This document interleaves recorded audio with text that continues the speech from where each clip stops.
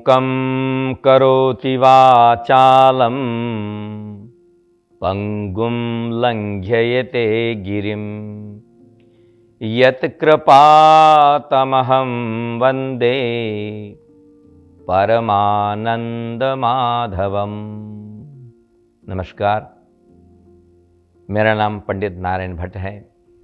एक बार पुनः हम आपके साथ जुड़ रहे हैं एक बहुत ही व्यवहारिक प्रसंग को लेकर के। जब कभी लोगों से हमारा मिलना होता है अथवा फ़ोन के माध्यम से, सोशल मीडिया के माध्यम से लोगों से जब हम जुड़ते हैं, तब ये प्रश्न बहुत बार आता है। तो आज एक हम लोगों को मौका मिला है, तो इस प्रश्न को, मुझे लगता है आप लोगों का भी ये प्रश्न हो सकता है, इसलिए इस पर थोड़ी चर्चा करते हैं कि जो हमारे त्योहार आते हैं, इन त्योहारों को कैसे मनाया जाता है और कितने प्रकार के हमारे कैलेंडर हैं और ये कैसे होता है, इसके पीछे का कारण क्या है, इसके पीछे का बेसिक क्या है, इस पर थोड़ी चर्चा कर लेते हैं। और ये जो इंफॉर्मेशन आपके साथ में शेयर कर रहा हूं, ये केवल व्यावहारिक दृष्टि से बात हो रही है, इसकी गहराई में नहीं जाएंगे क्योंकि इसमें काफी गहराई हुआ करती है। ठीक है, ये क्योंकि साइंस है ना, तो ये साइंस है तो उसमें गहराई तो होगी। हम लोगों को केवल इतना जानना है कि हमारे व्यवहार में जो अड़चनें आती हैं और वो उनको कैसे समझें हम। ये प्रश्न लोगों का होता है कि भाई 2 दिन दिवाली क्यों आ गई, अच्छा होली का मुहूर्त क्यों डिसाइड किया जाता है, और त्योहार 2-2 दिन क्यों आ जाते हैं, और किस दिन मनाया जाए किस दिन नहीं मनाया जाए। ये सब चीज़ें आती हैं ना हमारे सामने, प्रैक्टिकली आती हैं। तो सबसे पहले तो ये जान लीजिए कि ये कैलेंडर होता क्या है और कैसे होता है। तो सज्जनों, ये देखिएगा कि सूर्य और चंद्रमा, ये दोनों ही जो ग्रह हैं, जिनको हम ग्रह बोलते हैं, ये हमारे जीवन के महत्वपूर्ण ग्रह हैं। इनके बिना जीवन नहीं है, ये समझ लीजिए।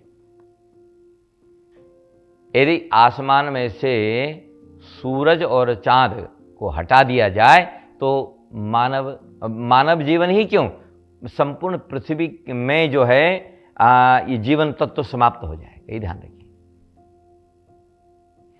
और इन्हीं के आधार पर हमारे महीने निर्धारित होते हैं और इन्हीं के आधार पर हमारे त्योहार निर्धारित होते हैं।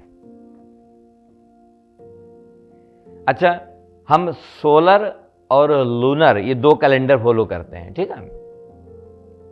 और कुछ कुछ प्रांतों में, जैसे भारतवर्ष की बात करें हम, तो कुछ कुछ प्रांतों में लूनर कैलेंडर फॉलो किया जाता है और कुछ कुछ में सोलर फॉलो किया जाता है। तो अभी ये कई बार 15 दिन का भेद भी आ जाता है।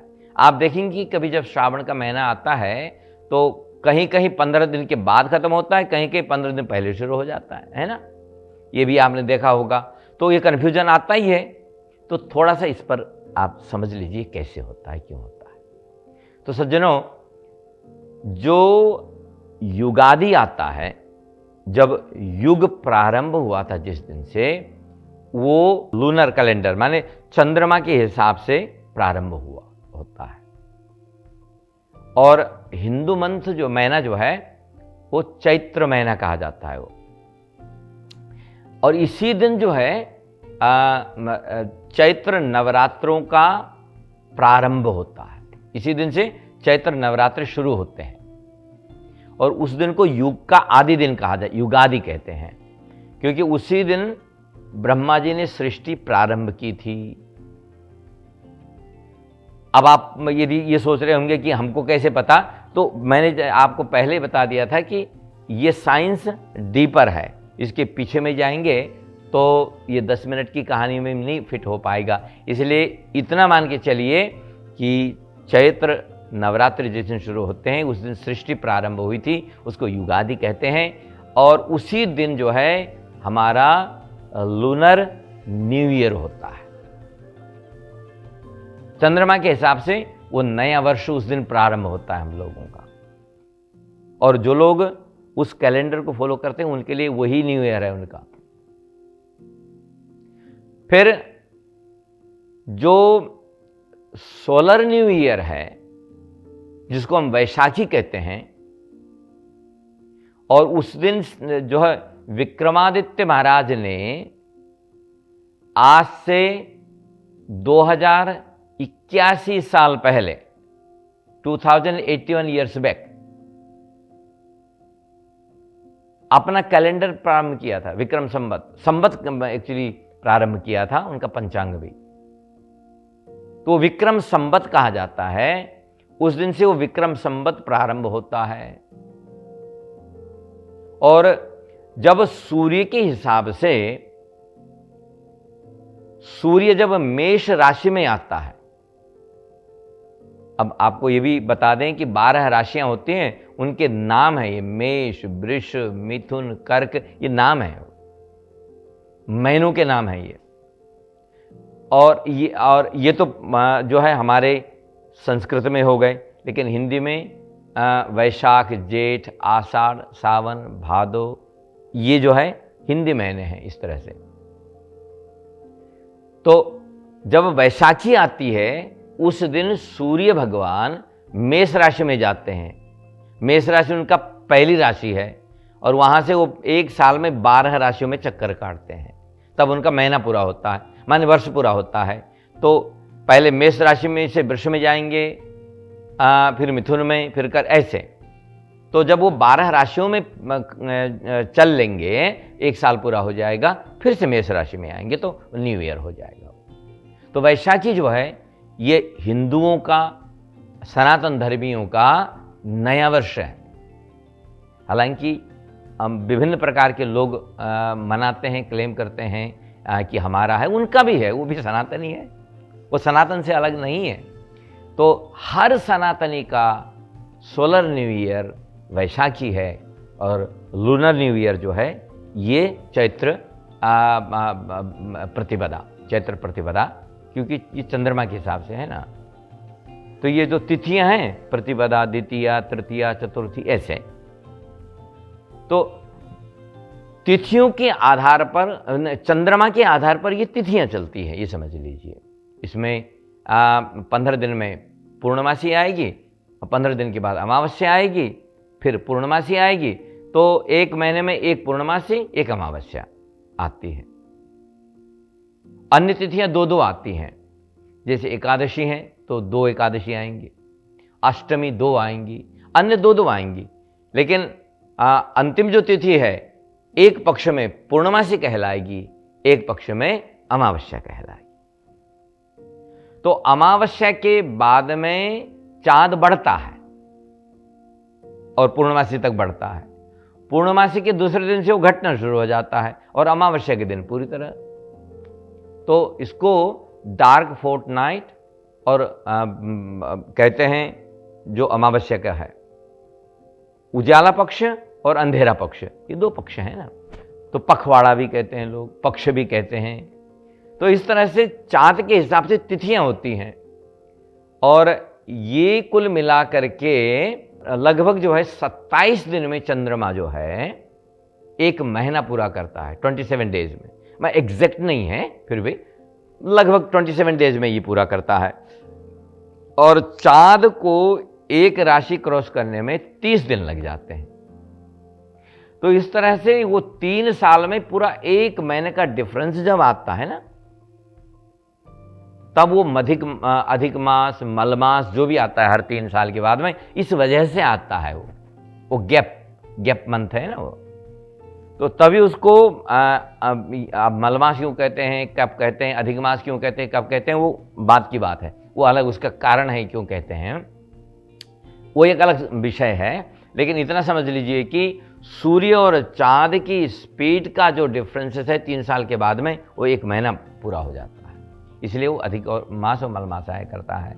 तो अब जो है हम लोगों का नया ईयर, या आप चंद्रमा के हिसाब से चलते हैं तो आपका कब आया आपको पता चल गया। आप यदि सोलर कैलेंडर को फॉलो करते हैं तो आपको पता चल गया ये आपका न्यू ईयर कब आया। और बाकी व्यवहार की दृष्टि से जो सरकारों ने प्रस्तावित कर दिया कि ये हमारा न्यू ईयर है, ये माने हुए नए साल हैं, माने हुए न्यू ईयर है। पर जो नेचुरल, जो ओरिजिनल, जो चांद और सूरज के हिसाब से चलते हैं, वही नए साल हैं जिनको हम लोग भूलते चले जा रहे हैं, क्योंकि व्यवहार से हट गया ना। वो व्यवहार से हटने के कारण ये सबको हम नहीं जानते।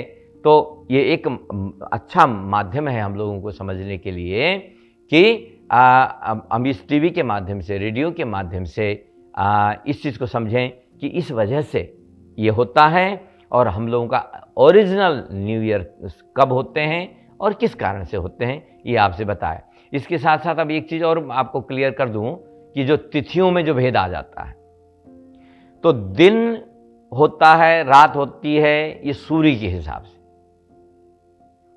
और तिथियां होती है चंद्रमा के हिसाब से, जैसे आपको बताया। तो अब जब कई बार तिथि 2 दिन आ जाती है, और अब त्यौहार किस दिन मनाया जाए उसके रूल्स हैं फिर। तो वो क्यों आती है ऐसे? क्योंकि मान लीजिए कि तिथि जो है रात को 12 बजे शुरू हुई, अब उसमें तो कोई जोर नहीं है, सूर्य अपनी स्पीड से चल रहा है, चांद अपनी स्पीड से चल रहा है। अब वो तिथि कब, कितनी देर कब चलती है, वो कैलकुलेशन वहां पर है। तो रात को यदि 12 बजे तिथि शुरू हुई और दूसरे दिन सवेरे मैंने 6 बजे तक, दूसरे दिन या मान लीजिए तीसरे दिन सवेरे 6 बजे तक चली गई, तो अब यही कन्फ्यूजन हो जाएगा कि 2 दिन तिथि आ गई, तो किस दिन त्यौहार मनाया जाए, किस दिन व्रत रखा जाए, ये आता है। फिर उसके लिए नियम बने हुए हैं, रूल बने हुए हैं। तो उन हर त्यौहार के अलग अलग रूल हैं, ठीक है। तो कौन से रूल में हमें चांद को देखना है, कौन से रूल में हमें सूर्य को देखना है, कौन सा सूर्योदय काल में होना चाहिए, तिथि सूर्योदय काल में होनी चाहिए, कौन सा शाम को सनसेट के बाद होनी चाहिए, वो सब अलग से रूल बने हुए हैं। इसीलिए हम लोगों को व्रत और त्योहारों में थोड़ा कन्फ्यूजन होता है, और आप लोगों को बार बार पूछना पड़ता है और हमें बताना पड़ता है।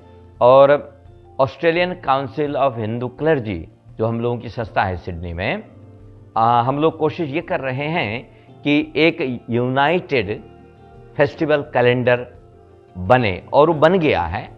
और वो हम लोग इंटरनेट के माध्यम से सभी तक पहुंचाने की कोशिश करते हैं कि उसको फॉलो कीजिए, क्योंकि उसमें सारे विद्वान, हमारे मंदिर में जितने पुरोहित हैं, जितने संस्थाएं हैं, उनमें जितने जानकार बुद्धिजीवी हैं, उन सबको हम एकत्रित करते हैं, उनके साथ मीटिंग करते हैं, और सारे रूल और रेगुलेशन को फॉलो करने की कोशिश करते हैं, और उसके बाद उसको बाहर निकालते हैं। तो पब्लिक को ज़्यादा तकलीफ ताकि न हो, और उनको प्रॉपर दिन व्रत के लिए और त्यौहार के लिए मिल सके, ये हम लोगों का प्रयास रहा करता है।